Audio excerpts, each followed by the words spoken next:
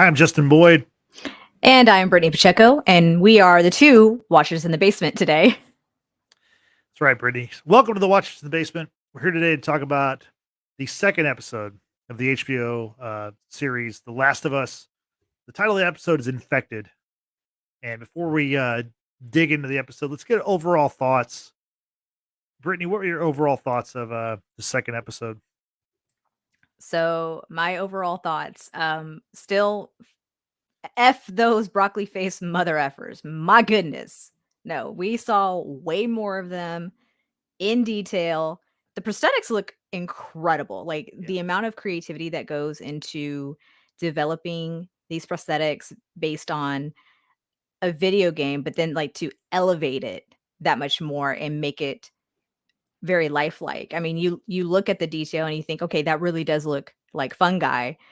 Um, but the function of just scaring you to pieces. I mean, Justin, I literally was like this with my hoodie and like kind of watching through the little slits of what I could see because they're scary looking to me. I don't like zombies. I don't like stuff like this. Yeah. But what I do like is the story. They tell an incredible story. The visuals are incredible. And what I really appreciate is the pace of how the story is progressing and then the amount of information that we're getting in each episode so far. It is quite easy to follow for someone like you and myself who have not played the video game and have no idea what's going on with this whole storyline and these characters. Yeah, What were your thoughts? no, that's exactly what I was going to say. I continue to love the pacing of the show. They give us like the perfect amount of story, of character development. There's very few characters to follow, which is nice. I guess Luna has her thoughts on The Last of Us also. Luna's still not a fan, man. Not a fan. Not a fan. She didn't like the old lady in the first Yeah. episode, and she's probably not fond that we're talking Yeah. about this. I think it's the But week to week. She likes the binge model, and she doesn't like to wait. But this no, this week she slipped through it, thankfully. right. No, but like I think it's a good dose of what they're giving us each week where it's not too much. I think if there was a lot of lore every week and a lot of terms and a lot of characters, it might get to where, it gets confusing or you're like, I don't know if I really want to follow this, but the way they're doing it, they're telling us a very interesting, entertaining story, like very carefully, and they're giving us just enough to where we're interested to come back for the next week. So, yeah, episode 2 I think was really a solid, building off the first episode. It just keeps building on, and I think this show is really, I think it's really special, and I think that a lot of people were watching it. It was last week there was a story that came out that said it had the second highest debut on HBOMax, right behind House of the House of the Dragon. Dragon. Yeah, so obviously it's very popular, and I think that I read today that the first episode has had like 18 million viewers, and like apparently the second episode has more views than the first episode. So Okay. it's definitely becoming a popular show. So let's get into what we learned in this episode. I think that's really important for me and you, and maybe Mhm. for a lot of our audience who hasn't played the games like we haven't. Um, let's talk about what we learned. And so, first thing we learned is that those who are infected with this cordyceps fungus, especially the ones who their eyes and forehead and top of their head are covered, as you call them, the broccoli heads. They're Broccoli actually face. broccoli face. Yeah, they're actually called clickers. The term is clickers. They are blind. Not surprisingly, they're blind because obviously their eyes are covered, but they Mhm. have very good hearing. Yeah. We also found out that they're all connected, which is kind of creepy. The fact that this fungus can, through these, the technical term I think is mycelium tendrils. They're connected. Like the fungus can live underground, and all of Mhm. these, undead can be connected. And if you simply step on, if you interact with one of them, it can awaken all of them or several of them. They can all come after you. So I think that's a pretty cool touch to this storyline. What'd you think about the clickers and what Ugh. we saw in this episode? Shivers. I absolutely hate the sound of clickers, and it's something that's used in a lot of horror, thriller, suspenseful movies and shows. We talked offline, Justin, about one of the monsters in the Netflix show The Witcher, and when Geralt has to go and fight this monster, she makes the same sound. Oh my gosh, the monster name eludes me, but it makes the same sound. It just creeps me out, and Mhm. it achieves the effect that it wants to give to its audience, and that's just it's creepy. It's creepy. You know something bad around the corner is coming. It's gonna get you. There's no escaping it without being harmed or unharmed or whatever. And I hate that sound. Absolutely hate the sound. Yeah, the clicking just freaks me out, but with the explanation of the fungus and how it is like a network amongst those who are infected, Right. learning that it was something slightly deviated from the game to make it a little bit more plausible, I think a little bit more realistic, which in this day and age of living in a pandemic for the last almost 3 years, you start thinking, okay, you know that they were producing this show way before the pandemic even began, right? Like they just in talks with the studios, etc. But for the time and place of release while we live in this pandemic, and then you think, oh crap, maybe we have to worry about fungus in the near future and how that could impact the worldwide population. The intro scene of this episode starts in Indonesia. You bring in a professor, mycology. I could be mispronouncing that. Don't come at me, people. But when she's evaluating the deceased body that still has a living fungus organism, whatever you want to call it, Mhm. it freaks her the F out. And she tells the Indonesian official who asked, what do we need to do if there's no vaccine, there's no medication? She said, Yeah. bomb this place. And that to me is terrifying. When you know you can't outrun nature and that's the last resort, that's terrifying. But again, they achieved the effect that they wanted to give to the audience, and that's to like terrify you. And I was terrified throughout the whole episode. Man, man. Yeah, the when she says the bomb, it's like, that's what they end up doing. Mhm. As they explain later on, that they bomb cities to slow the spread. And later on when we see them in present day or, 2023 Boston in the show, they were saying that, a lot of cities it didn't stop it, but in Boston for whatever reason it kind of did. The It slowed bombing it was more down. yeah, it was more effective. Mhm.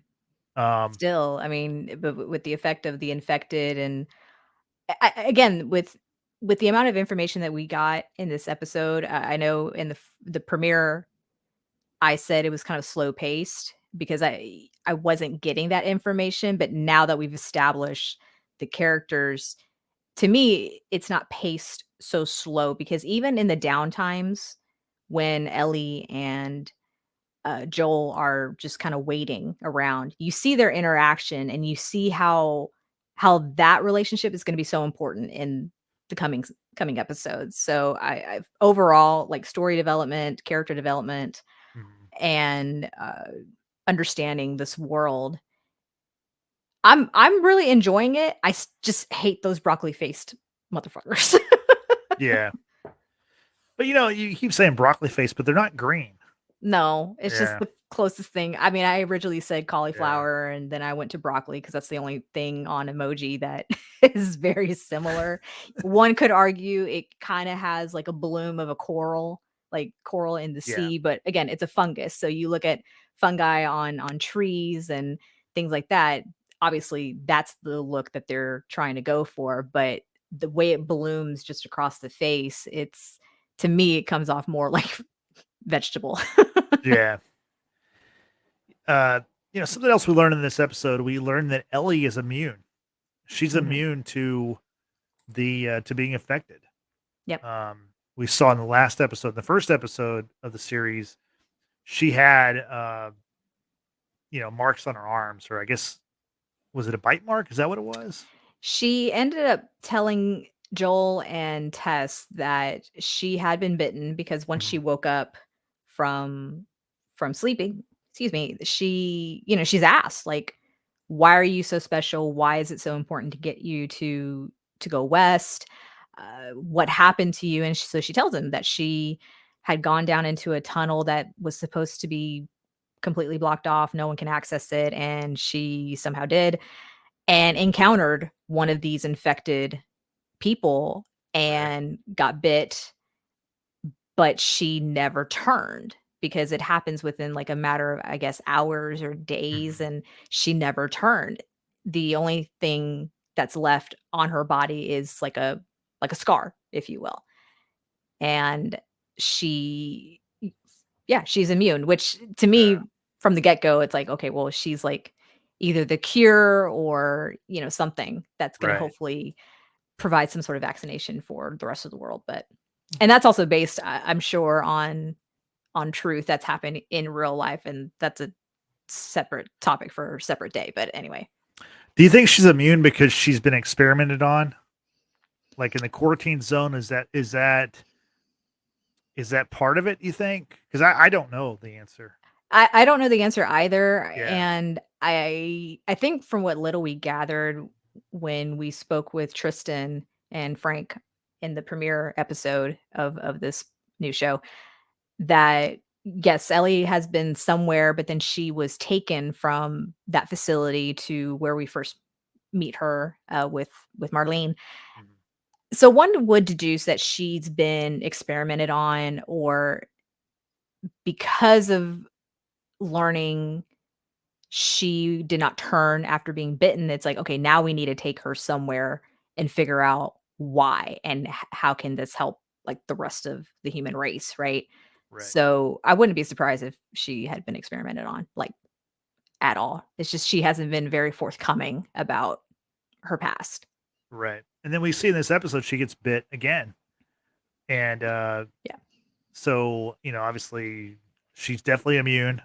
Mhm. And I think even before she's bitten in this episode, Tess realizes that, this girl is kind of a little bit of hope for the world. And so Tess, encourages Joel to take her, to this Firefly base camp that's somewhere west Mhm. so that she can, be seen by these doctors who are supposedly working on a vaccine or working on a cure for this. Right. Um, and, in doing so, Tess herself gets bitten, which we get the reveal at the end of the episode. Mhm. Then she has to make a sacrifice kind of play.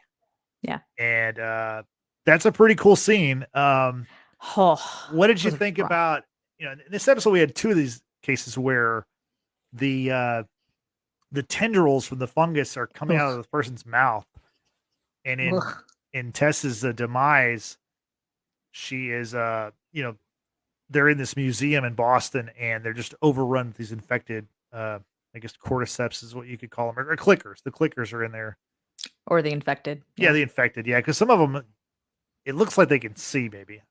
I think there's probably just different developments of Right. Right. once you're bitten and then how long it takes to Before you're, completely be yeah, taken, yeah, click deformed or what have you. a clicker probably means you're like fully, gone. I mean, Maybe, I don't know, and if any of you out there who are watching this in the replay, please let us know as much information as possible because Justin and I are a complete novice to The Last of Us when it comes down to these infected individuals, because, there is a scene when they're trying to get through the hotel mm, to cross the path to keep on going wherever they need to go. I mean, there's just a horde of yeah, these infected individuals, but they're not completely turned. They're just there until someone steps on a fungus from miles away and then they're activated, if you will.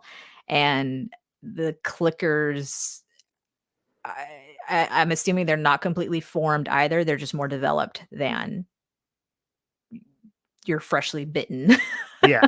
Yeah, infected. I think we like you said, it's a level, like a Yeah. progression. The clickers are more down the Mhm. road with the Mhm. infection.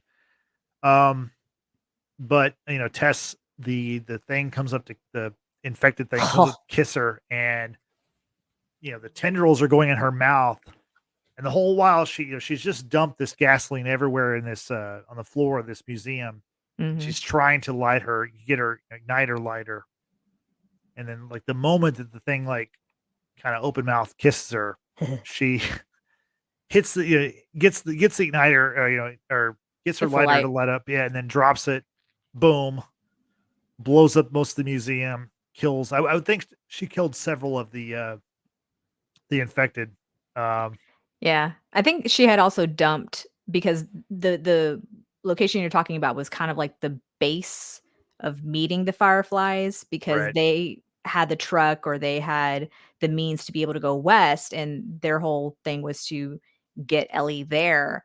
So they had, like, equipment inside, right? And I think she also knocked over, like, a container that had like maybe hand grenades or something like that, something to help the boom, if you yeah, will. And that was cool. Just because one, she has to make the ultimate sacrifice because, like you said, she got bitten. She reveals that to Joel and Ellie, mhm, and I felt for Tess for sure. I mean, we only got her in 2 episodes, right. and unless she somehow makes a miraculous escape. We're probably not gonna see her ever again, but just in that short amount of time, her bonding with Ellie, and then it became even more pertinent for Tess to make sure that Ellie got to where she needs to go west because now she was infected Mhm. and she needed that glimmer of hope that this can be hopefully eradicated, right? So wonderful performance by Anna Torev. Torov? It's I can't Torv, yeah, Torv, okay. yeah, Yeah, she gave a wonderful performance. I felt it, and I kinda like Game of Thrones, don't get attached to any one of these characters because they're probably not gonna make it, let's just be real. yeah, But to see that whole scene, I mean, I'm cringing the entire time with this half, fungi looking dude comes up to her, the tentacle things are coming out of his mouth, and I'm like, "Why? Like, why?" yeah. And she's just standing there, like, what could she do at that point, right? She's got a mission, she achieved it and brought some of these infected down, hopefully. I mean, there's plenty more on the way, without a doubt. Yeah, I'm kinda surprised we lost her in this episode. I'm not surprised she died. I figured that was gonna happen at some point because, I mean, I do know The Last of Us is a story of Joel and Ellie, Yeah. like, that's very clear from the video game, the Mhm. marketing of the games and stuff like that, but I thought this Test character would maybe make it midway through the season or something because Mhm. it seems like she believes in this mission way more than Joel does. Joel doesn't. I mean, he would be happy to return Ellie and just be done with her and then try to find his battery some other way so he can go get a car or a truck so he can go find his brother. Right. And Tess is, she's a person, a character that we're led to believe has done some terrible things in her life. And obviously in this world or this, this fictional world, it's hard to survive. And so she's done whatever it took to survive. But I think she also sees in Ellie that there's a chance that we could end this. And so she's all in on this mission and she has to convince Joel to do that. What and it's still not clear that he believes it, and maybe he won't for a while. Yeah. I think for Joel too, it's hard for him to see Ellie because she's probably so she says she's 14 years old. She's orphaned. Right, No one's coming to look for her. And f probably for Joel, that's really difficult because his daughter was more or less the same age when she died. right. And I would think that his character is trying not to become emotionally connected to her because her fate could be uh, could be anything. I mean, she survived 1 bite or now 2, but that's not to say that in his mind, maybe. That's not to say that she won't ever turn, and then he's gotta deal with that. Like, could he kill her? You know what I'm saying? Like, I'm getting ahead of myself probably, but, Mhm. like, seeing just the emotional struggles because there's some scenes where when Ellie's talking or just walking, you see him kinda, like, look after her, and there's just, like, this look about him of he doesn't he probably doesn't think it's a good idea, of course, to travel west with her, but he doesn't want to get attached to her either Right. because of what happened with his daughter. Yeah. I just wonder, like, where they're going. I mean, I guess Wyoming is maybe the destination or whatever, but I mean, like, west of Boston could be, a lot of states. Yeah, A lot of it things are west of Boston, so, yeah. um, I'm interested to see, like, how is the travel. I mean, if you're going from Boston to Wyoming, it's a pretty good little journey. Yeah, for It's sure. I yeah, mean, talking New England to all the way to almost damn near the West Coast. So yeah, that's yeah, a journey in itself, on foot or in a car. Like it doesn't matter. That's quite the journey. And then, we touched on this in the premiere episode of gasoline and just having the means to refuel and if yeah, something breaks down or you just never know what pops up along the way. So I definitely feel we're in for a journey, and I'm just hoping there's not gonna be, like, side quests. I made that joke, about the Mandalorian and not yeah. having to do something for somebody else before they can continue onward, right? But with this episode, I really felt, once again, that with the story development and the character development, it was all necessary. It wasn't, like, fluff or anything like that. Like, you had to understand Mhm. what was happening to these characters in order for the next thing to happen in the coming episodes. So, because even when Joel has to pull Ellie away before the infected come to take the building and Tess says she's going to stay behind me, Ellie was like trying to fight him, saying like, "No, we're not leaving her. We're not going anywhere without her." And Right. for someone who's been orphaned, who has no connections to anyone, I mean, she quickly bonded. She quickly bonded, and I'm sure that's going to be devastating for her. You know, is everyone that she comes in contact with going to die? Right. Yeah, it's interesting. This show, it seems like they're not skipping any steps. They're definitely, taking their time telling the story. And I don't think we're going to see a lot of side quests. Not that I know what any of those are anyway, but I think that, the slower pace um, means they're trying to hit all the high points and like do it right. So, Mhm. From what I understood and what I've seen on social is that the showrunners are being very faithful to that of the video game, yeah, particularly the scene where we first see the clickers and the struggle of at one point with Joel. He puts the flashlight in between his head and his shoulder, and he's trying to reload his gun. And someone on Twitter said, man, like, if you play the game, like, the amount of stress and anxiety you went through in order to reload your gun while you're trying to fight this damn clicker, like, it's real. And again, the showrunners side by side comparison to that of the video game.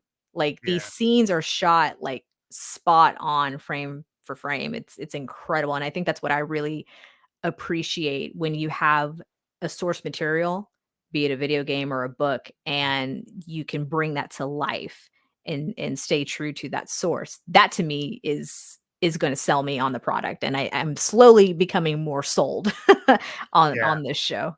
Well, it really helps the fact that Neil Druckmann, who wrote the story for The Last of Us and helped create the video game, also directed this episode, and he's one of the Mhm. showrunners. So, he knows this world better than anyone else. He created Yeah. this world, so that's why we're seeing this like kind of perfect adaptation from a video game to a TV series. And Mhm.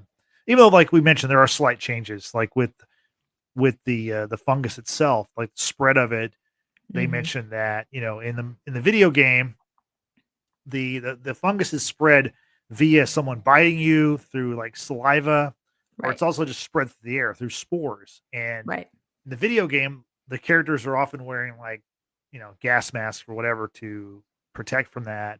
Mhm. And I think that, for the TV show, that wouldn't be effective to have to do that all the time. Mhm. And so that's why they've come up with the fact that the fungus it's like this network and it's all connected. Yeah. And, every time you interact with one of them, that could trigger 100 more or whatever. So Right. I think that's When a you have very to smart change. Yeah, exactly. Like, when you have to take a little bit of creative liberty in order to make sense of how things work, that's fine. Yeah. As long as you make it make sense Right. and it's not something, uh, what do you call it, mystical or just, oh, just because I felt like it. You know what I'm Right. saying? Like when you Right. can tie it into like a real world and make it believable, you do your homework and you bring it into the show. Like again, that's gonna sell me on the product. And like I said, this to me is just a terrifying idea of what are the chances this could actually happen in the coming years? And I will be the first to say, I just hope it happens after my lifetime. Or not at all. Or Let's not just at all, but, if it's gonna happen I said it before, and I still can't remember the philosopher who said it, that the world will return to its natural state. In right. other words, we're gonna be eliminated one way or another. Bomb, apocalypse, one way or another. Fungus, yeah. Fungus, I just hope it's after my lifetime because 'cause I'd rather not suffer, but if it's gonna happen during my lifetime, just be quick about it. Just be quick. Yeah. Exactly. I got you. So looking ahead, uh episode 3 is coming up, and from what I've read and heard, the episode 3 is like a critical favorite.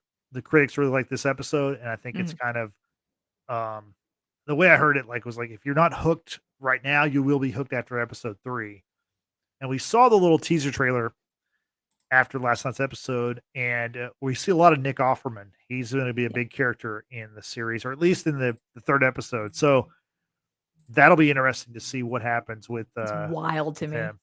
Yeah, That's wild. I mean, I've never I think I've maybe seen 1 episode of Parks and Rec, but, like, I kinda just see him as a comedian type actor, maybe not so serious. right.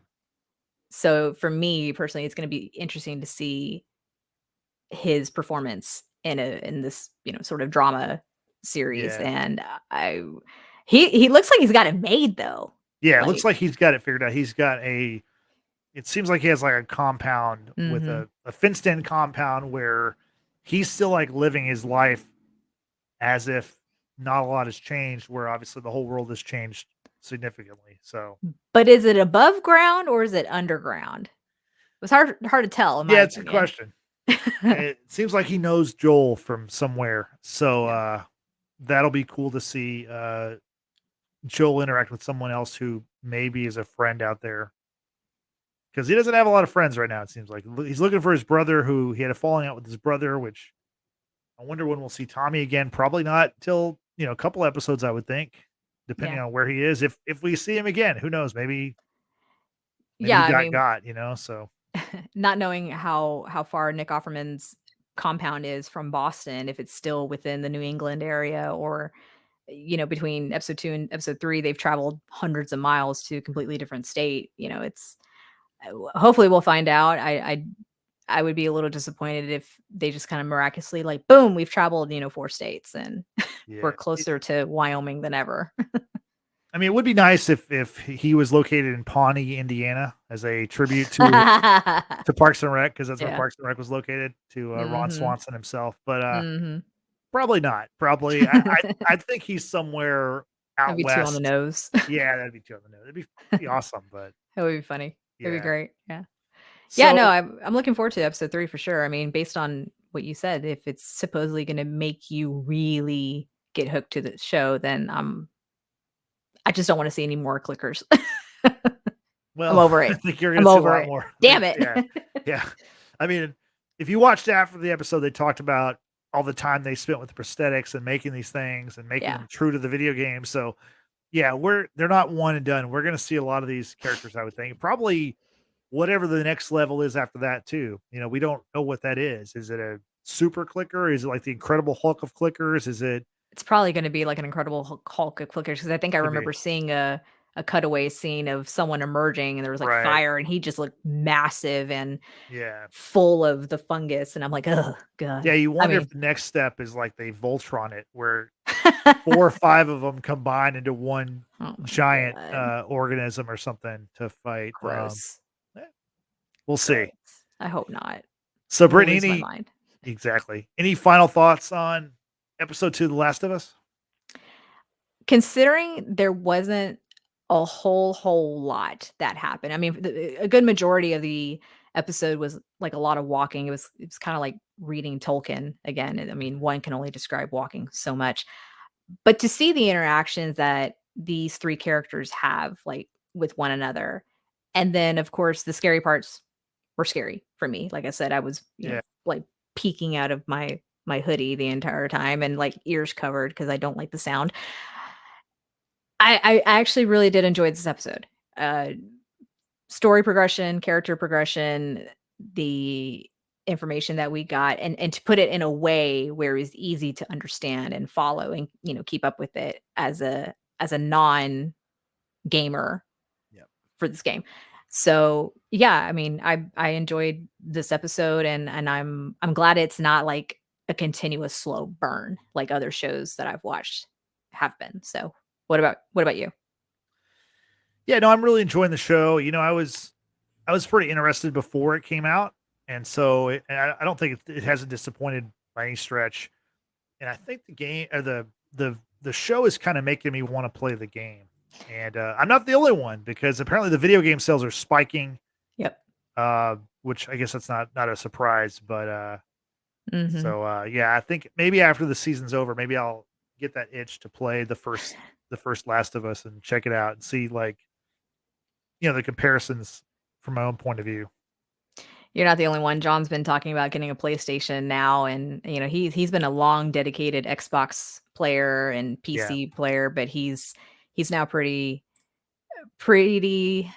um, pretty sure he's gonna get a PS5 at some point and then get the game and play it probably when he's done with his masters, but, yeah, yeah, it was a great episode, and, shout out to Marcy here in the chat. yep. She's our fellow watcher. Appreciate you being here. She says, "Really great analysis." So, yes, Marcy, just stay away from the clickers. You start hearing clicking, girl, run, run. Don't look back. I do like that Clickers is like a very simple, like it's not like some crazy like made Yeah. up name. It's like I don't know. I think they did a good job with naming them that Mhm. very like basic elemental kind of thing. So Yeah, and I think that derives from the video game in itself. So, carrying over these elements, keeping true to the source material, like, it's a big win for me. yeah. So now you know what we think about The Last of Us episode 2. We want to know what you think, and we'd like for you to tell us via social media. Brittany, how can people find us on social media? Well, like, you're here now on YouTube, subscribe if you already Yep. haven't. Tell your friends, tell your Yeah. family, tell your coworkers, tell people on the Click. street. Yeah. Click subscribe. Clickers. We're the clickers. Yeah. The I only hate clickers we you. care about, yeah, are the ones below on this Freaking hate video. you. Yeah. God. Uh, yeah, so, click the subscribe button, click the like button on this video. We do encourage everyone to join us in the live chat here. That way we can answer your questions live. And for those who are watching in the replay, leave us a comment in the comment section down below. But we also encourage everyone to go follow us on Facebook, Twitter, and Instagram. Search at Watchers Basement. Use that same name or handle, if you will, for the hashtag to help grow our audience. Send us articles, send us memes, send us things that you want us to review that we haven't already. We'd love for you to do that. And lastly, we also have audio podcast available on Apple Podcasts, Google Podcasts, and Spotify, thanks to anchor.fm. Please give us a 5-star rating or 5 clicks. That's fine. We'd really appreciate it. And back to you, Justin. Thank you, Brittany. So for Brittany, this is Justin saying thanks for watching. Thanks for listening. And we'll see you next week when we're back to talk about episode 3 of The Last of Us. Goodbye.